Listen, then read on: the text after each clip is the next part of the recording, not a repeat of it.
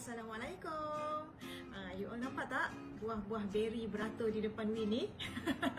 Sebab apa? Sebab Win nak cerita sejarah Win dengan buah nektar beri ni. Kan, memang in love sangat dengan depa-depa ni. Memang Win tak boleh tinggalkan. Setiap hari Win akan amalkan sekurang-kurangnya 2 kali sehari. Nak tahu tak apa sejarah Win dengan nektar beri ni? Dulu kan, once upon a time Win memang ada masalah sis. Okay? Memang masa tu ada masalah dengan period, okay? Ada gangguan hormon, jadi ada kecelaruan dengan kita punya menses setiap bulan lah. Okay? Jadi dia datangkan sakit yang teramat sangat kan? Jadi kita pun kenalah pergi jumpa dengan doktor, refer pakar, jumpa gynae, dan gynae buat check.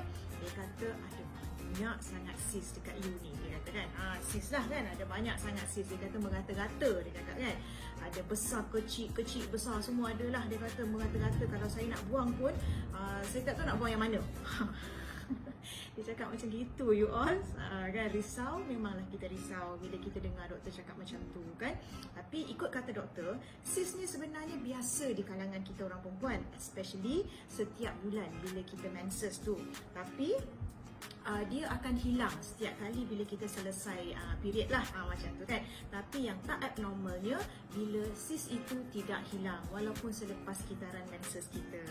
Jadi dia duduk mana? Dia duduklah bertepek kat mana-mana yang dia suka tu. Dan kalau tak dirawat, ini yang akan mendatangkan masalah yang lebih serius lah, yang memang kita nak jauhi kan. Dia akan menyebabkan penyakit-penyakit lain kan, akan menyebabkan kanser dan sebagainya. Nauzubillah lah kan. Jadi bila doktor kata macam tu, memang Win under medication lah masa tu kan. And then doktor suggest untuk buat operation juga. Tapi yang Win ni, yang namanya operation ni takut. Suspend kan, jadi tak mau. Lagipun doktor kata kalau you nak cari alternatif lain pun boleh. Jadi bila doktor dah cakap macam tu, maka Win ikhtiar cara lain kan. Dan kebetulan Win berkenalan pula dengan aloe vera, aloe berry nectar ni. Terus jatuh cinta kan.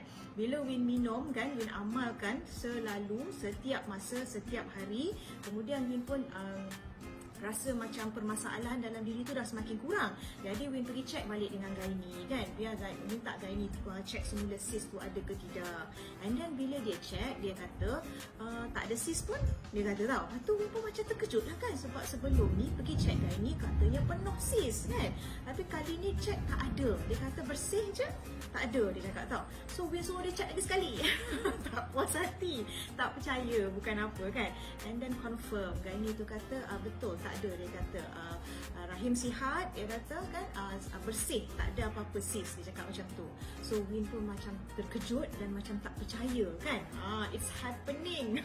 Kan, magic macam tu. Alhamdulillah, Allah izin kan.